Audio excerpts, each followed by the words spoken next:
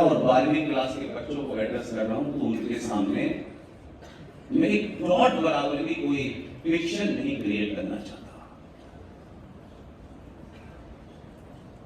ये बात कम से कम मैं पिछले 7-8 साल से हर मन से बोल रहा हूं, लेकिन एक लंबे समय से हमको इस तरीके से झूठ हमारी नसों में डाल दिया है कि अनकॉन्शियसली भी वही शब्द हमारे मुंह से निकलते हैं।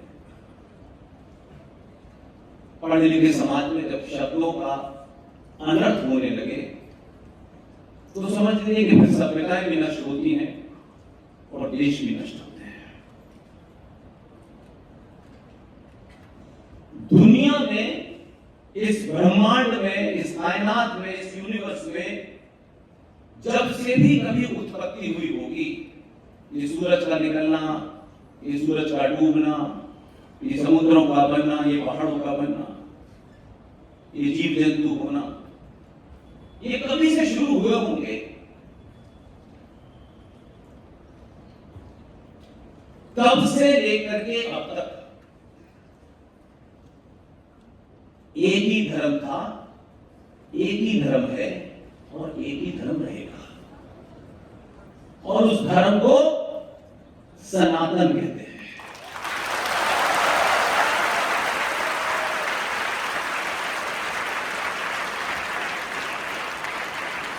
ये धर्म क्या है?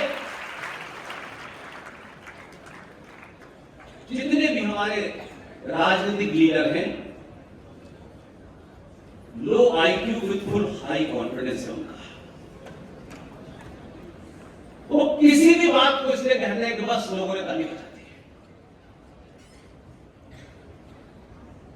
राजनीतिक सत्ता जब राष्ट्रों की परिभाषा तय करती है तो जघन्य अपराध करती है।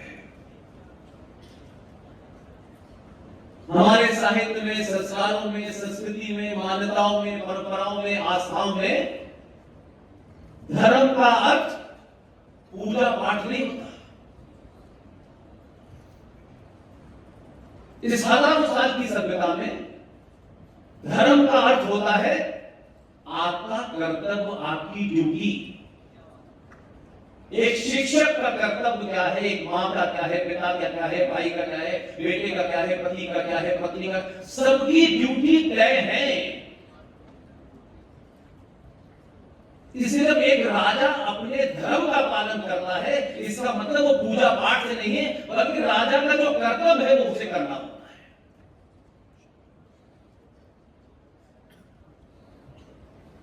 लेकिन इस बीच में अनेक विचारधाराएं पैदा हुई। उन विचारधाराओं को मजहब का नाम दिया गया। अगर मोटे तौर में आप 11वीं और 12वीं के बच्चों के सामने मैं अपनी बात रखूं तो 2000 साल पहले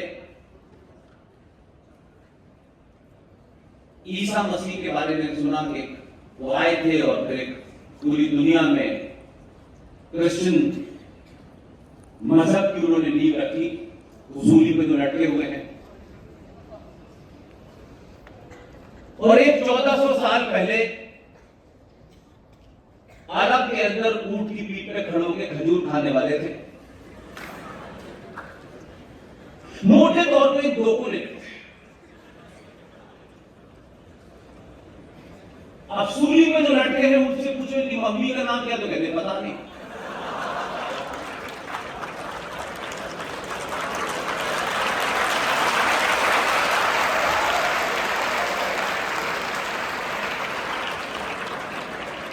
और ये जो प्रकृति है, ये जो यूनिवर्स है, ये जो नेचर है, इसमें एक चीज तय है,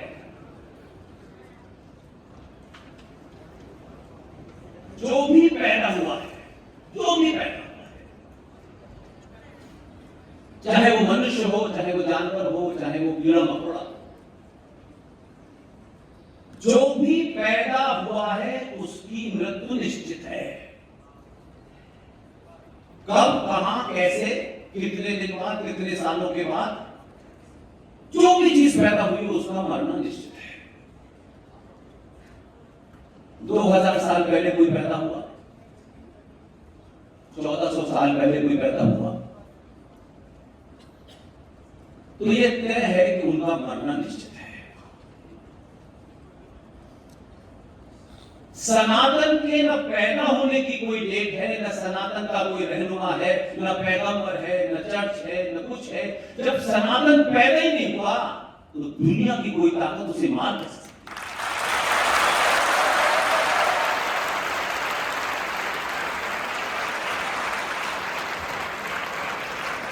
इसलिए सनातन शाश्वत है, सत्य है, अनंत है। राजनीतिक लोग,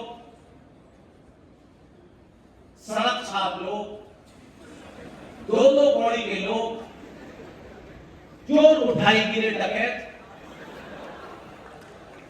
अगर कुछ लोगों का वोट लेके जीत जाए तो महान नहीं होते।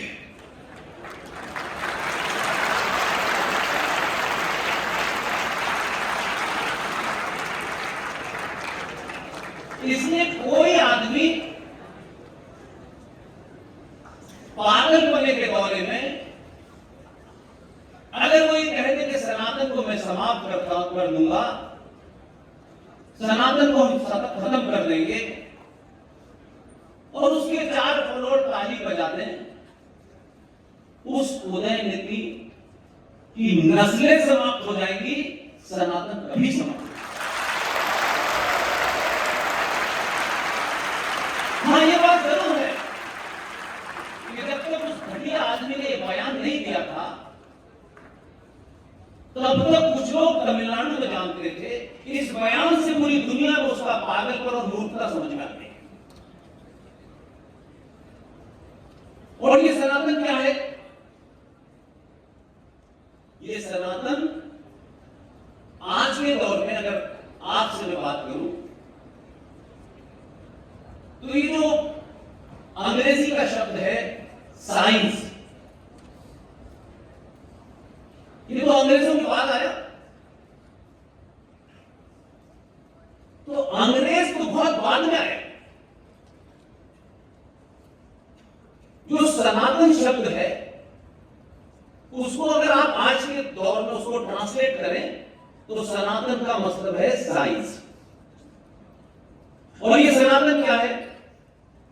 हमारे यहां भी बहुत मूर्ख लोगों को लगता है कि कुछ भी बोल के भाग जाओ, लेकिन आपकी जो जनरेशन है, आपके हाथ में वो हथियार है कि मंच से किसी भी वक्ता जो झूठ बोले उसको जाने मत दीजिएगा, तो उसको कहिए और बोलिए अपना झूठ जितना बोलना है।